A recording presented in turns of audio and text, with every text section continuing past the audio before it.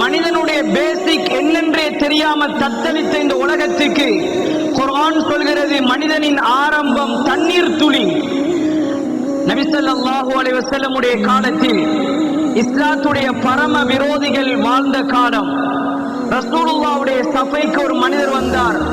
உமையத் இப்னு ஹலஃப் என்ற ஒரு மனிதர் ஒரு முள்ள கொண்டார் கையில்.